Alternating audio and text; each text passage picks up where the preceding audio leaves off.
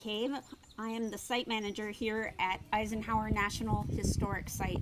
It is my great pleasure to welcome you all here today for our very first new citizenship ceremony. We've never done this before, so we really appreciate you all being part of this this morning. So this is the only home that the Eisenhowers ever owned, so it was a very special place for them. And I commemorated the 10th anniversary of D-Day here at the site. It was a solemn day for him, thinking about the future and the future that could have been, especially for the young men that did not live to become fathers and grandfathers. So it is in honor of them that we live and move forward every day, trying to deserve the legacy that they bought for us. I'd like to invite the Gettysburg High School Junior ROTC to come and present the colors at this time. Please stand with me.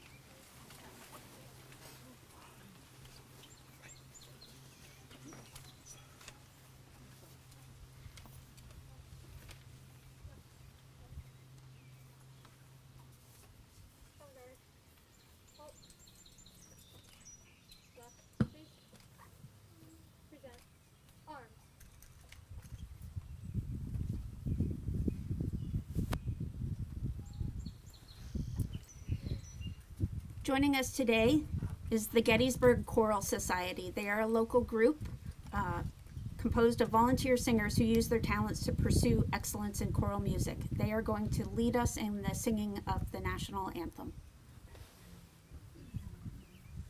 Oh, say, can you see by the dawn's early light what so proudly we hailed at the twilight's last gleaming, whose broad stripes and bright stars through the perilous fight o'er the ramparts we watched were so gallantly streaming, and the rockets red glare of monsters bursting in air gave proof through the night that our flag was still there.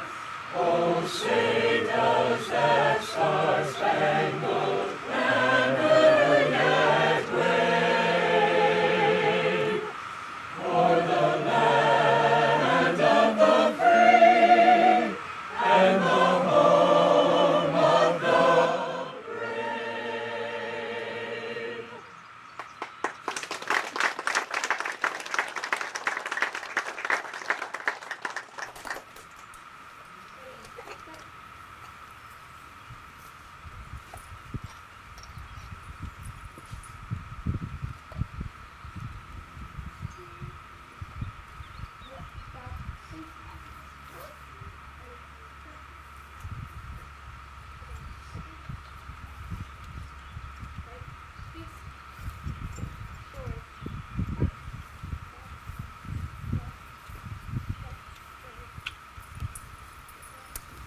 Please be seated.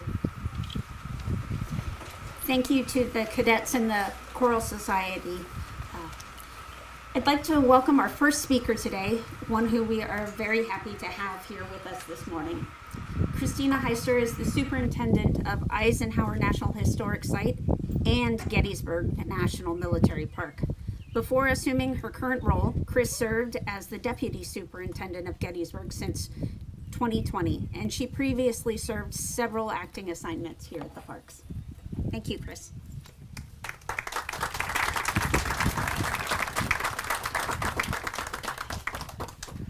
All right, I'm gonna Yeah, I adjusted it for me. thank you. Hi, everybody. I would like to start by reiterating Janice, thank you to the Gettysburg Choral Society, to the Gettysburg High School Junior ROTC, as well as to our partner, the Gettysburg Foundation, our partners in our naturalization ceremony, the United States Citizenship and Immigration Services, as well as a deep thank you to Lieutenant General Chris Burne. I also want to express my congratulations to our new citizens and to their families. Congratulations.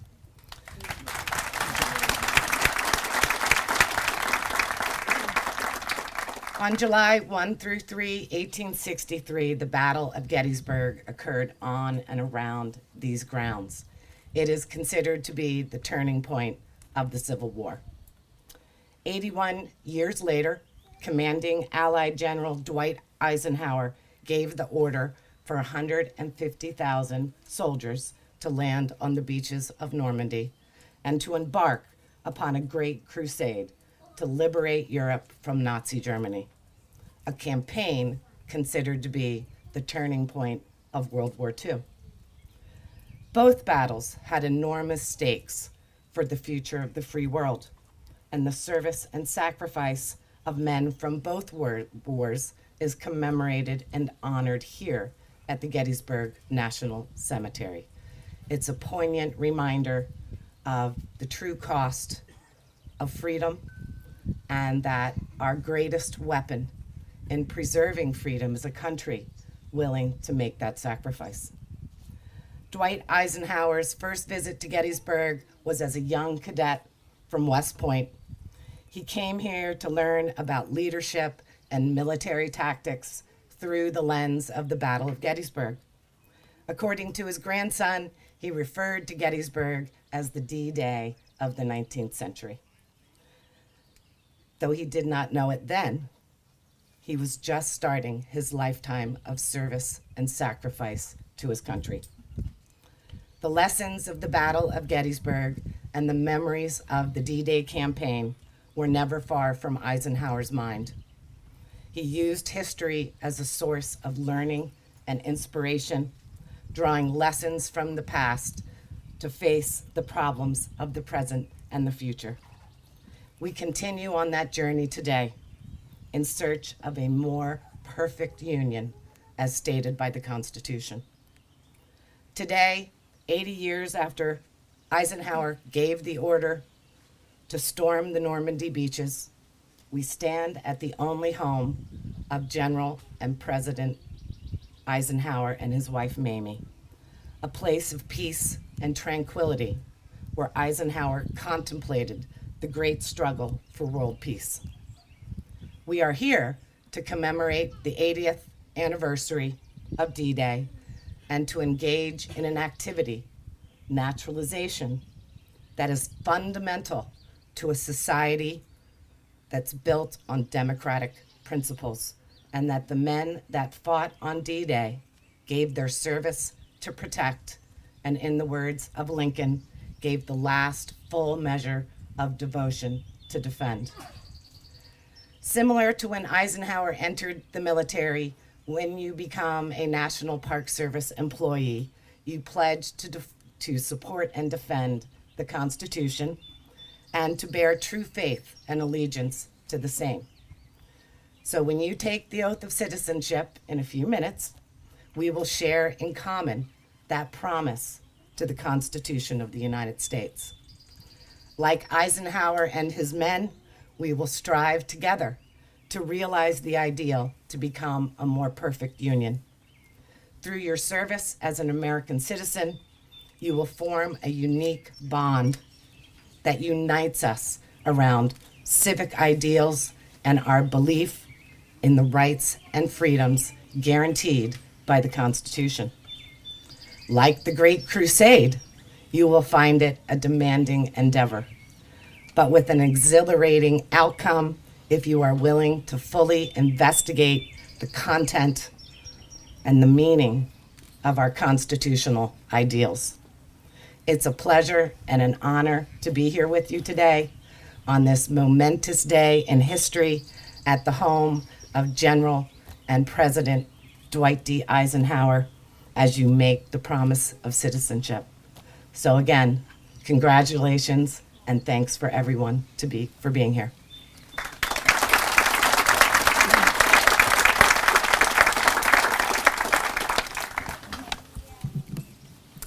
Thank you, Chris. As Chris mentioned, we are honored to have the partnership of the Gettysburg Foundation. They support both this event and other events here at Eisenhower. The foundation is an integral part of what we do here in preserving the stories and legacies of Dwight and Mamie Eisenhower, and we are grateful for their support and partnership. In recognizing that partnership, we are honored to invite David Malgi to speak on behalf of the Gettysburg Foundation. David Malgi is a native of Western New York State. He received his bachelor's degree in history from the State University of New York at Oswego, and his master's degree in history from the University of Richmond. He served as Chief Operating Officer of VSP Technologies in Petersburg, Virginia for 35 years, starting in 1979.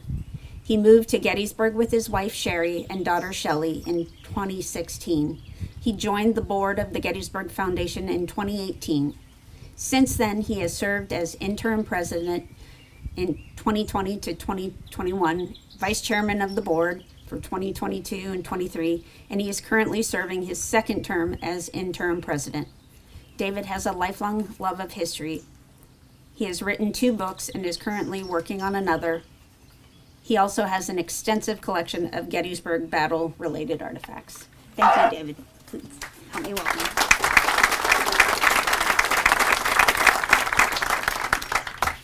Thank you, Jana. I have the same problem Chris had, I'm afraid. Good morning, everyone. It's certainly an honor to stand here on the 80th anniversary of D-Day here at the Eisenhower Farm and to share this moment with people who in just a few moments will become our newest United States citizens. Our theme today is service and sacrifice, and perhaps other than George Washington, I can think of no other soldier anyway, other than those who gave their last full measure of devotion, who has given his country more in times of true crisis than Dwight David Eisenhower. His service spanned 50 years, from June of 1911 when he entered West Point to January of 1961 when he retired or ended his time in office as the 34th President of the United States. In between, he went from serving as Commandant of Camp Colt here in Gettysburg during World War I to serving as Supreme Commander of Allied Forces in Europe during World War II, to Chief of Staff of the U.S. Army in 1945, and then on to be the Supreme Commander of NATO during the Korean conflict. As President, he led our nation through the Cold War, the Red Scare, the developing nuclear threats of the 1950s, and he still managed to establish a beachhead for civil rights in America. But it was how Ike led, to borrow the title of Susan Eisenhower's recent book, that is so impressive. In addition to being a strong leader who could make decisions, Eisenhower's leadership traits included empathy, generosity, honesty, trustworthiness, respect, and accountability to himself for the sake also of others he led. I'm reminded of a story from his days at West Point as an upperclassman. A first-year plebe was running down the hallway and ran into Ike, and Ike, as a good upperclassman, called the young plebe to task, and he said, "What in the world did you do before you came to West Point? You look like a barber." To which the plebe replied, probably somewhat sheepishly, "I was a barber, sir." That night, Eisenhower admitted to his roommate what he had done. He said, "I've just done something that was stupid and unforgivable. I managed to make a man ashamed of the work that he did to earn a living." That was Dwight Eisenhower. And I think about the famous photo taken in Newbury, England on June 5th of 1944. He had been briefed that casualties among the airborne troops could be as high as 50% and maybe even up to 80%. And yet he had the courage to look into the eyes of these paratroopers. In the photo, he's speaking to Wallace Strobel of Michigan, a first lieutenant in the 506 Parachute Infantry. And he's asking him how the fly fishing was up in Michigan. Perhaps that sounds like a very trivial conversation to have. But in fact, Eisenhower's closest subordinate said that he was trying to remind these soldiers of what they had to live for, of what they had to go home to. The message was clear. Don't be a hero. do your jobs, and go home to your families. I like Ike. When I think about sacrifice, it's hard not to think about the men and women who Ike commanded during World War II. And one of the most emotional moments of my life came in 2017 when I had the privilege to stand among the 9,388 graves of our military dead at Colville-sur-Mer, overlooking Omaha Beach. And as I think back, I'm reminded of that closing scene from Saving Private Ryan, when Ryan, now at least in his 70s, stands over the grave of Captain Miller and is overcome with emotion for the sacrifice that Miller and his squad made so that Ryan could go home to his family. With tears in his eyes, those of you that have seen the movie, he turns to his wife and says, "Tell me I have led a good life. Tell me I'm a good man." And the message is also clear here. Was the sacrifice worth it? Well, several years ago, I had the opportunity to interview a prospective board member for the Gettysburg Foundation. This particular individual was from Colombia, but he had dual U.S. citizenship. And as the interview ended, he said something that was, to me, in my opinion, quite profound and still resonates in me today. He said, "David, your country is criticized throughout the world by enemies and friends alike. But you and your board must never, ever forget that with all of its faults, and we have some, the United States remains the shining hope around the world as the shining light of democracy." So you ask me if the service and sacrifice of our soldiers, sailors, Marines, and airmen has been worth it? I have to believe that it has. And we can only thank those who have sacrificed their own future to give us hope for ours. And to those of you who will become United States citizens in just a few minutes, I say to you that your service and sacrifice to your new adopted country does not have to come in the form of military service. It comes in many other forms as well.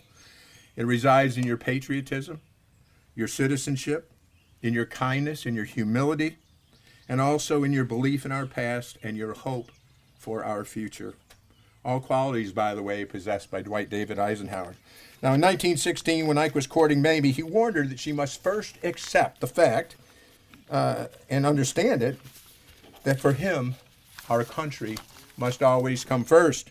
Now, no one expects that commitment of our new citizens here today, but I would remind you of the famous words spoken by our 35th President of the United States, John F. Kennedy, who in 1961 encouraged all Americans not to ask what the United States can do for them, but rather ask what we can do for our country. Congratulations, and thank you.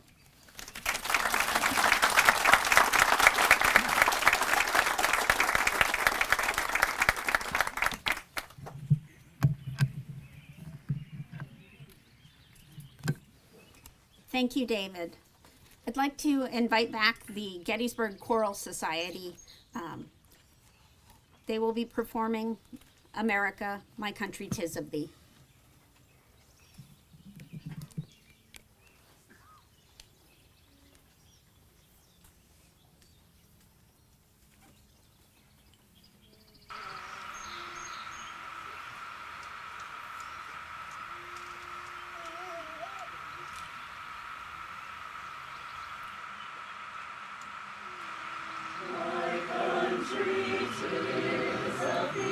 Sweet and lovely.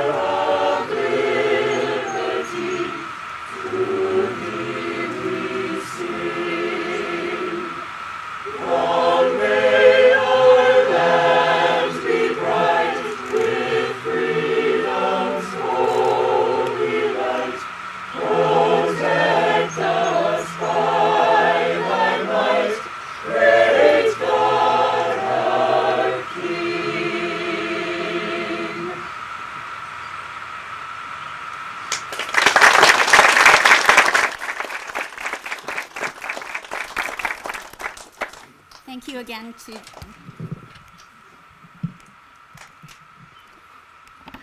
Thank you. No. Thank you again to the Gettysburg Choral Society. Our keynote speaker today is Lieutenant General Christopher Burne, U.S. Air Force retired. Lieutenant General Burne served as the 17th Judge Advocate General of the Air Force. In that capacity, General Burne was the legal advisor to the Secretary of the Air Force and the Chief of Staff, and was responsible for the direction of 4,500 military and civilian attorneys and enlisted paralegals and administrative civilians in the Judge Advocate General's Corps worldwide. He oversaw military justice, operational and international law, civil law, and litigation activities, as well as the maintenance of professional and ethical standards within the JAG Corps.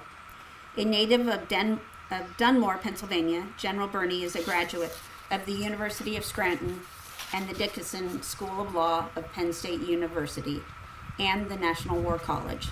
He twice deployed to the Persian Gulf region and supported contingency operations and was on duty in the Pentagon on September 11th, 2001 during the terrorist attack. He then served on the Crisis Action Team directing response operations from the Pentagon's Underground Control Center. General Burne is a two-time recipient of the Air Force Distinguished Service Medal for exceptionally meritorious service to the United States government.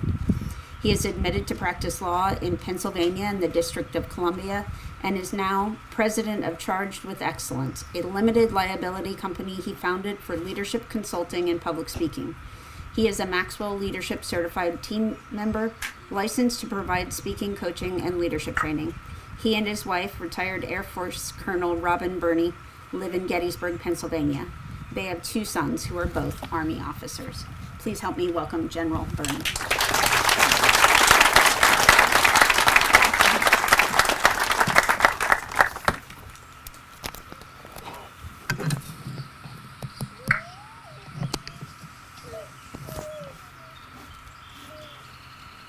Thank you, Jenny.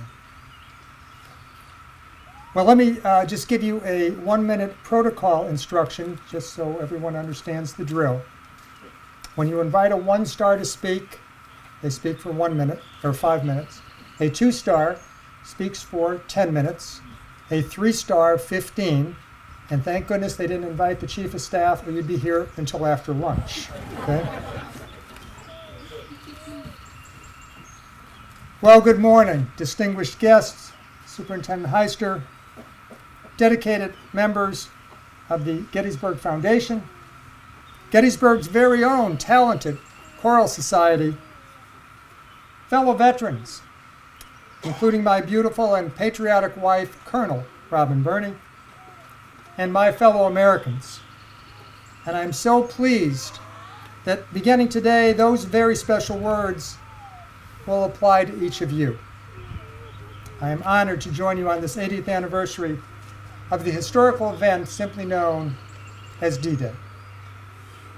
We gather on this June morning to first remember that distinct day and then build upon that legacy of service and sacrifice to reinforce our sense of pride and purpose as Americans and amplify in our newest Americans their responsibility and obligation to support their new country, their new national home. There may be no day that is a better illustration of the good the United States brings to the world and the incredible sacrifice that it takes to achieve it than D-Day, when so many gave the last full measure of devotion to liberate peoples they did not know and countries they had never visited. Looking back 80 years, war had ravished since Germany launched its blitzkrieg in September 1939, and soon nearly all of Europe had come under the ruthless control of Nazi Germany. Battles had raged in northern Africa and southern Europe, scaling back Nazi domination, But the Allied powers, the United States, Britain, France, Canada, Russia, recognized that to end this war, the German landmass had to be captured. An invasion would be necessary, but two precursors had to be accomplished. First, a massive buildup of men and materials, and second, air superiority. Perhaps a third, a leader of keen intellect, compelling diplomacy, and true compassion had to be selected to command this unprecedented operation. The Allies found one person who exhibited all those traits above all others, General Dwight D. Eisenhower. And so that left the first two problems. The Allies had to own the skies over the European battlefield, and supplies had to get across the Atlantic, or any invasion would be doomed to failure. The valiant efforts of our Allied naval forces opened the Atlantic sea lanes, and our air forces severely reduced the capabilities of the German Luftwaffe to attack from the air. So by June of 1944, General Eisenhower, the supreme Allied commander, was convinced that an invasion was possible, but it would still be an enormous, bloody, deadly campaign, and victory was far from certain. And if those brave men had failed, the D-Day Society concluded, it would have been a catastrophic blow to Allied unity, doomed the Jewish race in Europe to probable extinction, and left Europe under Nazi control. On June 6, 1944, the first wave of Allied forces consisting of 150,000 men swarmed the heavily fortified beaches, and the ground invasion, known as Operation Overlord, had begun. The Normandy invasion also included airborne assaults by Allied forces. According to official Army history, the parachute troops were assigned to, quote, what was probably the most difficult task of the initial operation, a night jump behind enemy lines 5 hours before the coastal landings. Now, my wife and I, being Air Force, we sometimes would question why anyone would want to jump out of a perfectly good airplane.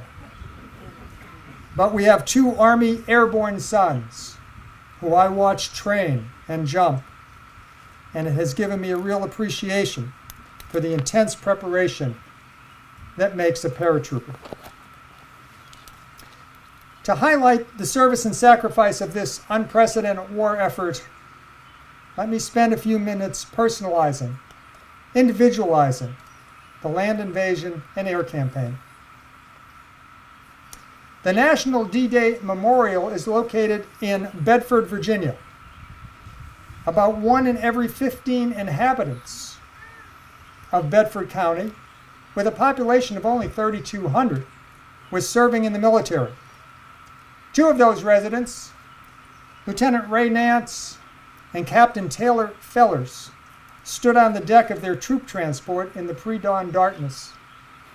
They led Company A of the 116th Infantry Regiment, a group of 170 men, 20% of them from their Bedford community. The orders came down. These men were to be the first to step on the sands of Normandy, on the section labeled Omaha Beach.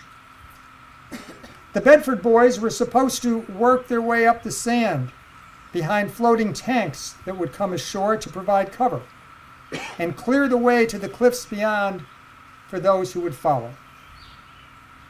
But tragically, those tanks and their landing craft had a slow time in the rough seas and fell behind. Company A did not wait. Believing it to be their duty to their comrades in arms, they pressed ahead to meet the battle schedule. The first wave of men, Feller's Wave, hit the beach on schedule at 6:30 a.m. Greeted by machine gun fire, mines, and mortar rounds, Captain Fellers and the 29 men that came from his boat all died shortly after landing on the beach. Lieutenant Nance's boat arrived several minutes later. They saw no living soul from Company A, but began to crawl forward. Despite being shot twice, Lieutenant Nance and one other soldier survived and reaching their objective. But all their other comrades were killed. A British D-Day Navy veteran said he will never forget the bloody attack on Omaha Beach that day. Joe Turpin served on the ship HMS Ride, which was sent to protect the harbor just off the beach in Normandy. Seeing all the ships that morning, he asked, "What's going on? What's all this lot?" And the reply of invasion sent the fear of God up his spine. He later recounted, "We couldn't do a thing for them, those poor chaps from America. You know, in the American anthem, the words are home of the brave. Those men were the bravest of the brave." On that day, more than 4,400 Allied troops were killed, including more than 2,500 Americans. The Bible tells us, "Greater love hath no man than this, that a man lay down his life for his friends." Last week on Memorial Day, we remembered those brave souls and all our deceased veterans. And Memorial Day this year had special meaning for me because my hero, my proud World War II vet father, passed away this September at the age of 98. And so this was my first Memorial Day without him. His military records reflect that he participated in the Normandy campaign, conducting the war from the air. He served as one of the flyboys. At 19 years old, he was lead bombardier with his unit in the mighty 8th Air Force. He started his training in 1943, then shipped out to England. He flew his required missions, then volunteered for more. 33 combat missions over Nazi-occupied Europe in 1944, earning him the Distinguished Flying Cross for heroism and bravery in battle. For those that heard me speak on Memorial Day, permit me to repeat a small portion of my dad's story. Just 2 weeks before his passing, my father was having a conversation with the hospice chaplain who asked him about his wartime service. He relayed a few funny stories about deployed life overseas and how they could tell how dangerous the next mission would be by the quality of the chow hall food that they got served the night before. But then he got very still. The pain and fear were still very real. As he told the chaplain that he still remembers the planes dropping from the sky around him in their formation, victims of enemy fighters and flak, and the empty chairs back in the dining hall, and the empty bunks back in the barracks. And yet, when the orders for the next mission came, my father and the remaining air crew, part of the greatest generation, climbed into their B-24 airplanes and off they flew into the wild blue yonder. And now my dad rests in the arms of our Lord with his cherished wife and family and his beloved crew members, the boys of the 44th Bomb Group. As we commemorate the 80th anniversary of this military operation, let us remember that the remaining survivors of this battle and war, many of whom were teenagers at the time, are all now approaching or have surpassed 100 years old. Pray for them. And if they live in your communities, thank them. And listen to them, for their voices and stories are worthy of every ear. Their bravery and heroism displayed on the beaches of Normandy and the skies overhead and the surrounding waters are worthy of our admiration and appreciation. Their selfless desire to serve and willingness to sacrifice their lives to defend our nation and free oppressed peoples is a debt we can never repay. It is a familiar refrain in our American history.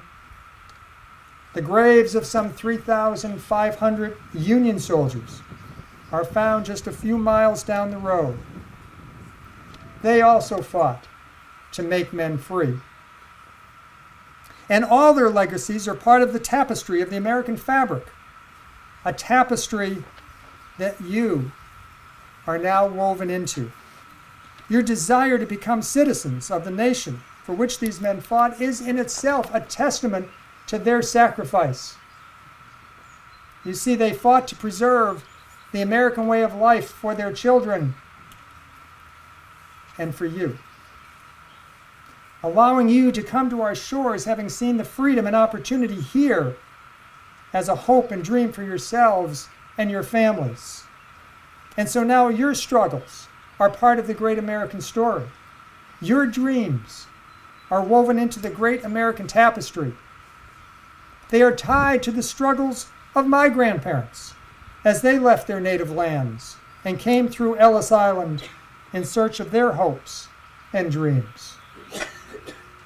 It is often said that we are a nation of immigrants. That is true. And today you join a long line of remarkable people. People who journeyed here and registered as new immigrants.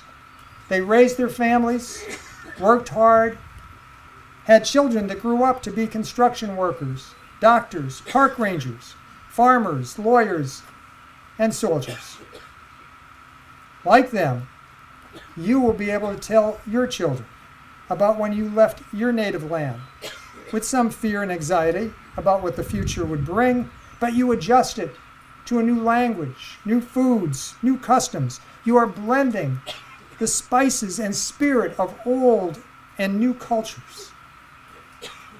It likely took you years for each of you to complete the process, and that culminates with your oath today.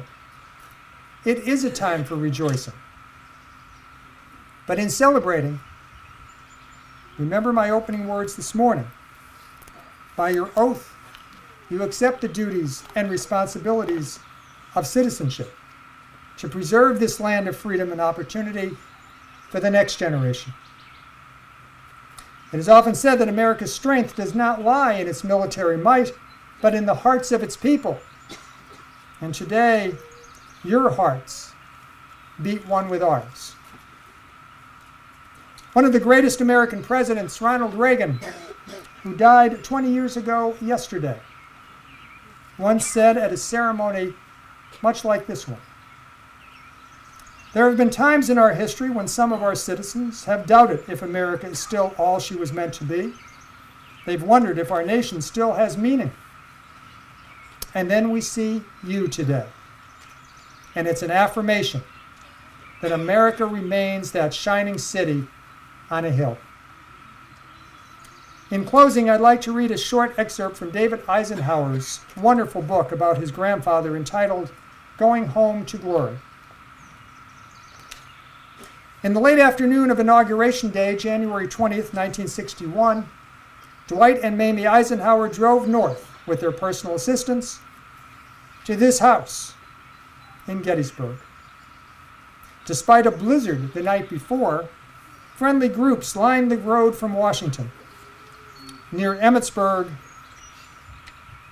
crowds grew larger, bundled in overcoats and scarves.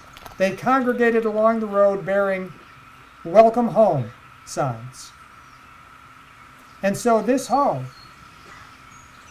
the home of one of America's greatest military leaders and most beloved presidents, D-Day's Supreme Allied Commander, is the perfect backdrop as we say to each of you, welcome home.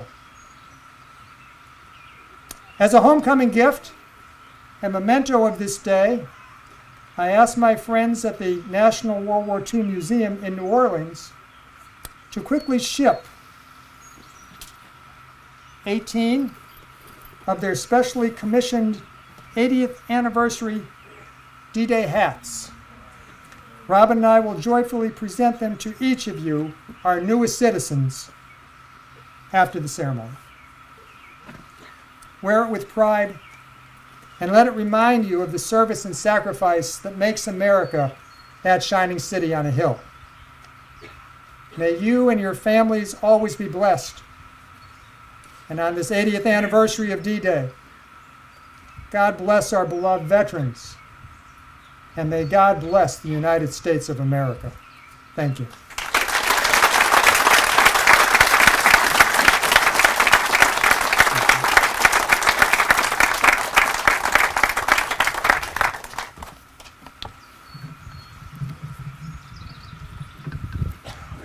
Thank you, General Burne. It's now my pleasure to welcome up to the podium Ranger Dan Vermilya. Dan Vermilya is a park ranger here at Eisenhower National Historic Site. He is the one who conceived of and did the majority of the organizing for this event. So we have him to thank for it all. Dan?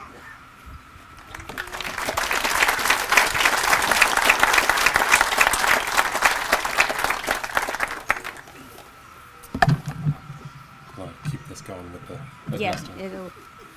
Well, thank you, Jana. Thank you to everybody for being here today. I'm going to try to keep my comments here very brief.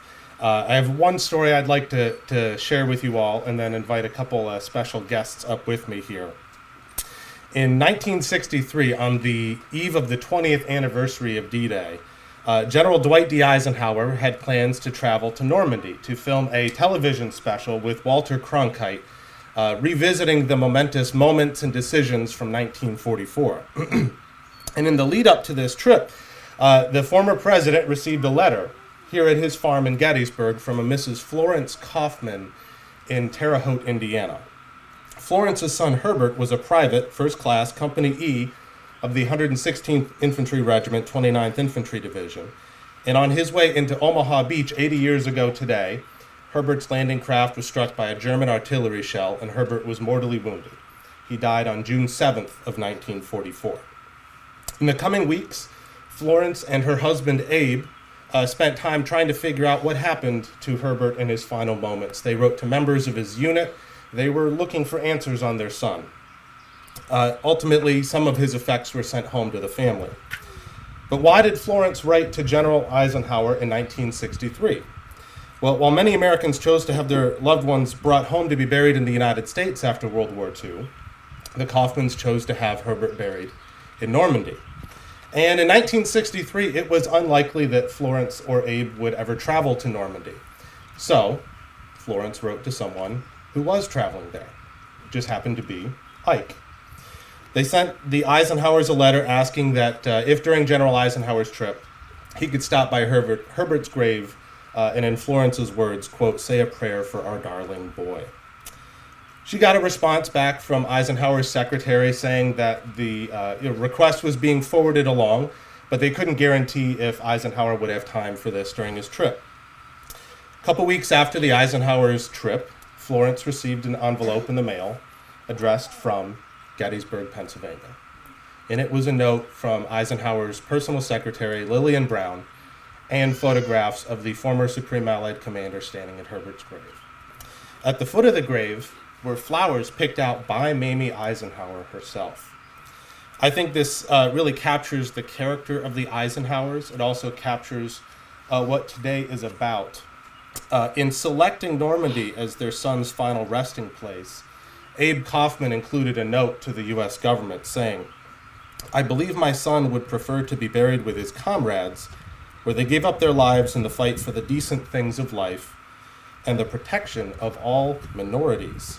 Let us hope and strive to that end, and that our government will see to it that his death, as well as the many others, was not in vain. So that's what we're here to do today, celebrate the decent things of life. And we're also here to, as part of that, remember those like Herbert who made those decent things of life like today possible. In Gettysburg National Cemetery, just a few miles from here, there are 13 D-Day casualties buried there. And we'd like to read their names today, followed by the playing of taps. And to do that, we're going to invite two very special guests up here with us, Matthew and Laura Hillman. Come on up, guys. Yep. So, Matthew and Laura visited us this spring on a program, and they greatly impressed our staff with their passion for history in particular Ranger Eva back there. And we thought today it would be wonderful to honor the greatest generation with some of our youngest generation here. So with that, I'm just going to go ahead and move this microphone one more time here. The names of the 13 D-Day casualties buried in Gettysburg. Can you read okay? Private First Class Alfred Augustin. Byron Stanton. Private First Class Forrest Rice. Private First Class Frank Vasnowski. Private First Class George Holland. Private First Class Clarence Riggs. Private Howard Nutt. Private John Clisser. Private Richard Brantnese. Private Elmer Warman. Staff Sergeant William Laffin. Tech 5 Joseph Fetish. Tech 5 William Copeland.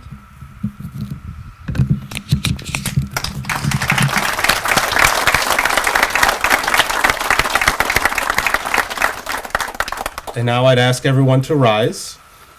To honor these men, we are joined by the National Park Service's own Nathaniel Botter for the playing of taps.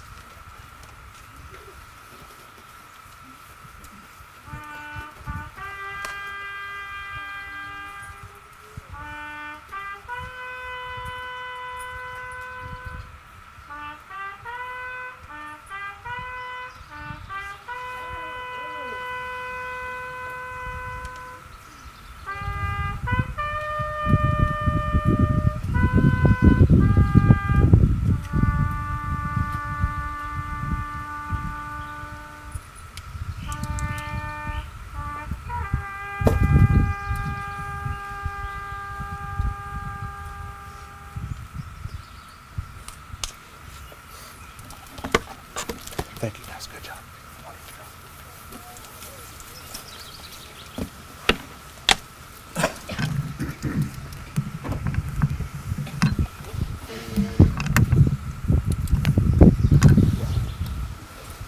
Thank you, Dan. And now, the moment we've all been waiting for. Please sit. I am turning the microphone over to Officers Dutrell and Plant from the Citizenship and Immigration Services.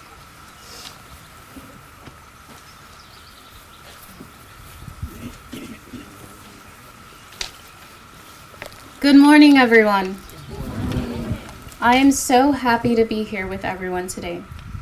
This morning, there are 17 candidates for naturalization who have come to this historical site to pledge their allegiance to the United States of America. There are a diverse group as they have come from 9 different countries from around the world. In a few moments, the candidates will stand as one and become citizens of the United States of America. Candidates for naturalization. I will now call the names of your country of nationality. I ask that you stand and remain standing until all your countries have been called. As I call your country, I ask for you to stand and to be recognized. And I ask that the audience please give them a round of applause. Bosnia, please stand.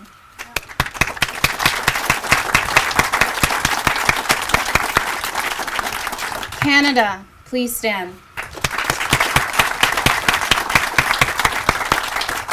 Czech Republic, please stand. And please remain standing. Colombia, please stand.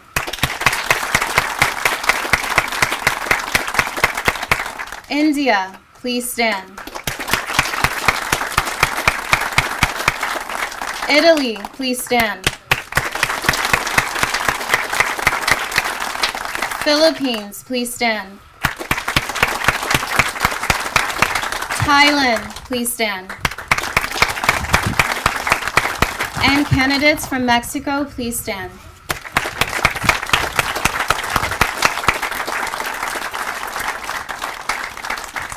At this time, all candidates for naturalization should be standing. I now invite Yvette Plant, our acting section chief of U.S. Citizenship and Immigration Service, to join me at the podium for the presentation of the candidates. Chief Plant, it is my greatest pleasure to present these 17 candidates for naturalization. Each has been personally examined under oath by a designated officer, and each has been found eligible for naturalization in all respects. Chief Plant, I respectfully ask that you administer the oath of allegiance, thereby confirming upon the present applicants citizenship of the United States.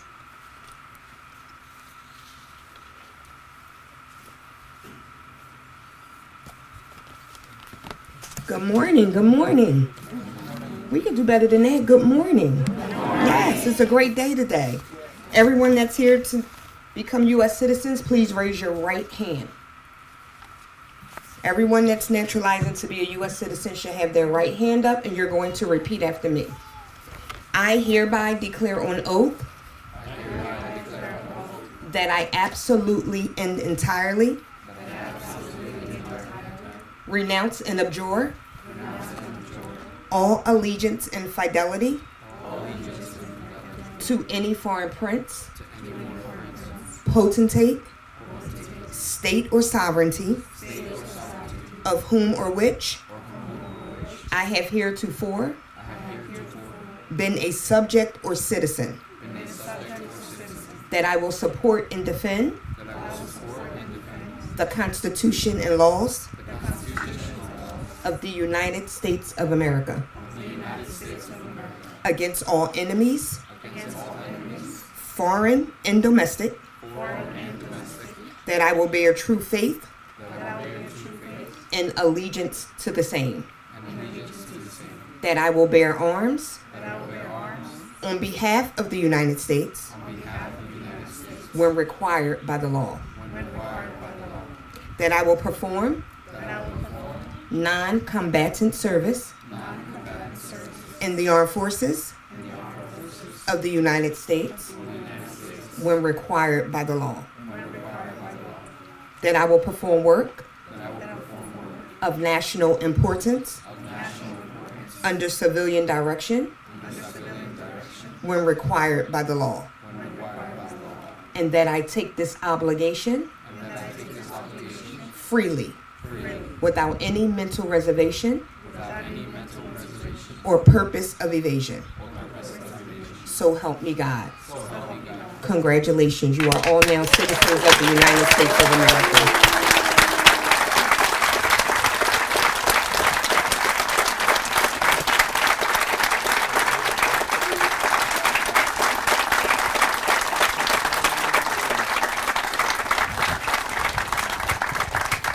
Thank you, Chief Plant.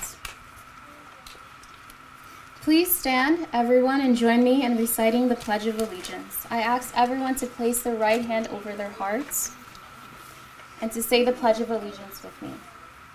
I pledge allegiance to the flag of the United States of America and to the republic for which it stands, one nation, under God, indivisible, with liberty and justice for all. Please be seated.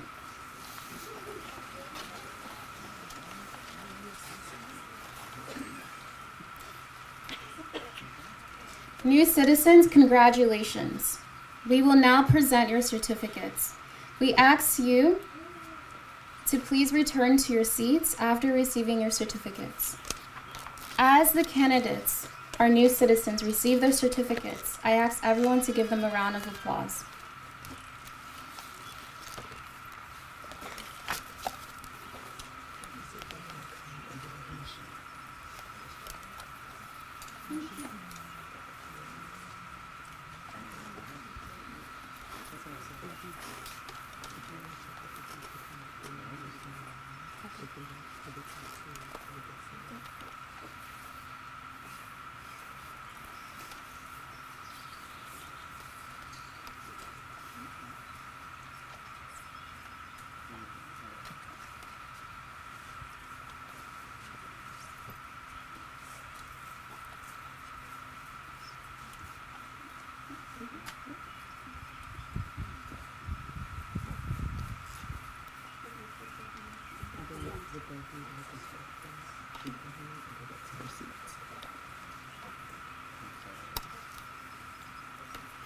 First candidate, Laura Estefani Agora Sierra. Congratulations.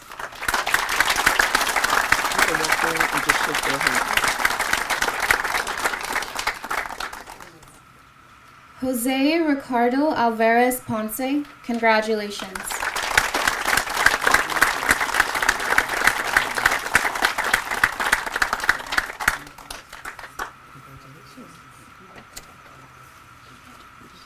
Arena Patty. Congratulations.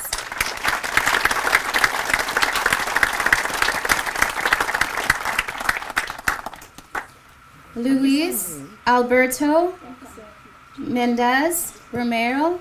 Congratulations.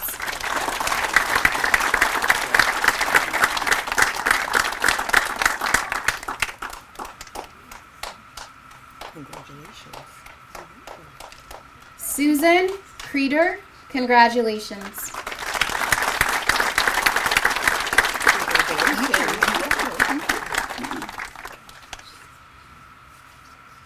Rena Soldad Diaz Garcia. Congratulations.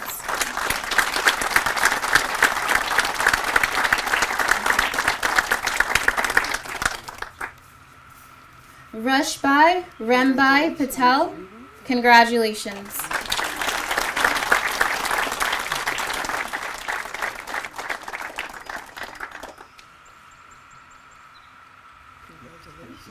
Dora Elisa Lua Garcia. Congratulations.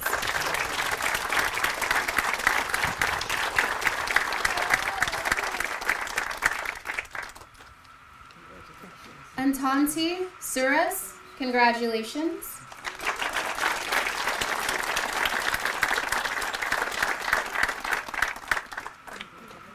Petra Purnell. Congratulations.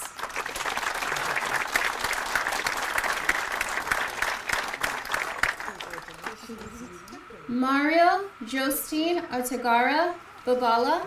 Congratulations.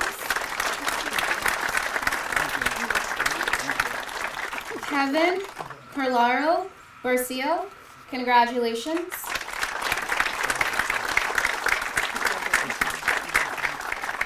Pierno Mamano. Congratulations.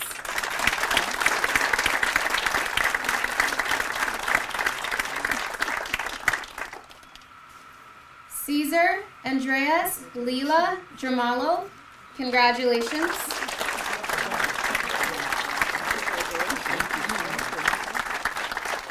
Rizel J. Torta Ventura. Congratulations.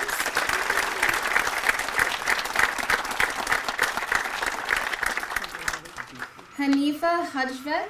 Congratulations.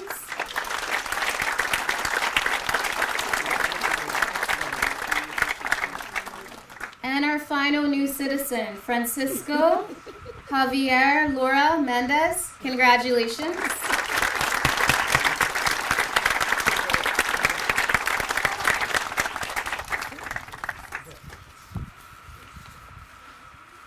Congratulations to the new citizens. Please give them one more round of applause.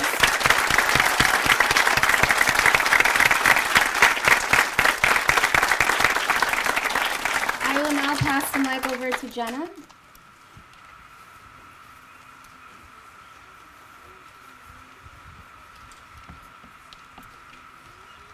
It is my great pleasure to welcome you all as fellow Americans. As Americans, you too are owners of the incredible treasures of the National Park System, including Eisenhower National Historic Site. You also own this place just like the rest of us. I invite you to explore all of the national parks, all of your national parks, and encourage you to start here today at Eisenhower. We have several special programs today to honor the service and sacrifice of the men and women who planned and orchestrated D-Day. At noon, Ranger Sam will explore the story of D-Day in a program we call Battlefield in a Box. At 2 p.m., Ranger Alice will discuss D-Day in the home front, Both of these programs will take place over here at the Tea House. At 5:30 p.m., Ranger Dan will share the stories of the men buried in the National Cemetery, those 13 whose names were read today. And finally, because everybody else got to tell a little story, I have a little story to tell too. 2.5 years ago, I had the incredible honor of assisting with the commemoration of the 80th anniversary of Pearl Harbor. We had about 100 veterans who made that trip out to Hawaii. There were also school groups there that were attending and participating. And one of the teachers, who was particularly sharp, got a hold of a couple of the veterans and asked them to speak to their class. After the veterans had shared their stories, the teachers had her students say in unison, "Thank you for your service to the veterans." And the veterans looked at them and said, "You were worth it. You were worth it." Congratulations and welcome.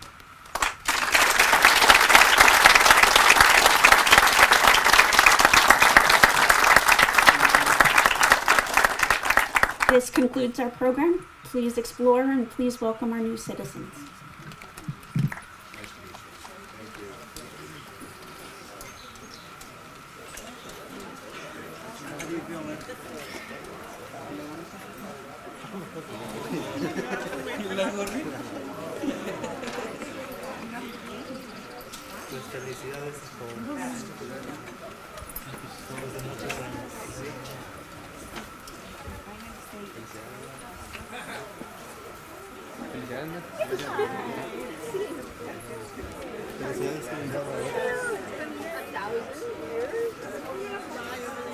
If our